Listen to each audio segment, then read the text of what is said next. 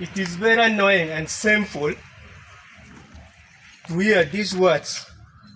After 25 years, my colleagues, both men and women, uttering or saying or complaining to the government of Uganda before the Minister of Northern Uganda and the 4th Division Commander and some RDCs. I want to make it clear and categorical, very clear, that some of us are not in this nonsense. I'm a clear-headed person, well-educated, and a peaceful citizen of Uganda. I'm speaking here on behalf of some of the men and women who are not in this association. I must say very clearly to the government, especially the minister here, all these confusions were brought when we first came some 20 years ago by both the local and international NGOs. They misled our brothers and sisters into telling them a lot of lies and handing out in terms of money, not material education. There had been repeating certain programs. From day one I came from the business, from 2005 up to date, I complained of this. It is unfortunate that this issue is rising after 25 years, unattended. The minister, this is not something which is not serious. When I asked that at least I should speak for more than some minutes, or even my colleagues, I beg to be listened, because it's going to be a guiding factor and an eye-opener to you. This issue is not only in Gulu, the problem is surrounding even the Greater North, even in Lango, even in Techo, where victims are there. It is unfortunate that there had been a lot of vacuums, communication between the returnees. I was their commanders in the bush. I know how they behave. I know their problem. Even I am a victim of those circumstances. It is unfortunate. The leaders, I'm not accusing anybody. Even if I'm accused, I don't care. It is your leaders, but the local leaders going to the MPs, the traditional leaders, are the result of this confusion.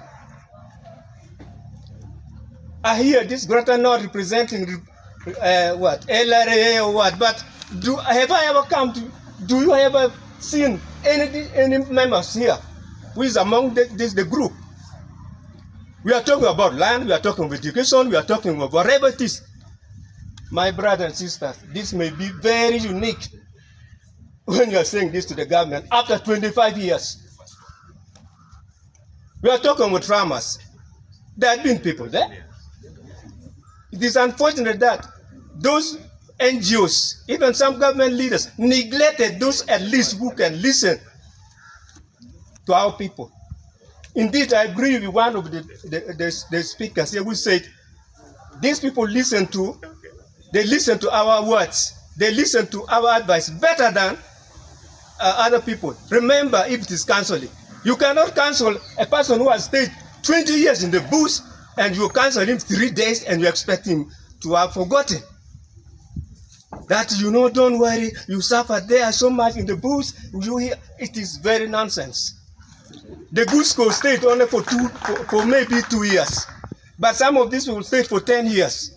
How can you rehabilitate that kind of person? Mr. Minister, this is a problem. There have been small issues, small tokens that have been given these people. Lack of guidance from the grassroots, from the local leaders. Discrimination in the highest level. It is unfortunate that some of even these journalists are seeing me for the first time. Don't I exist in Gulu or in northern Uganda? Am I so educated to even help my brothers? It's unfortunate.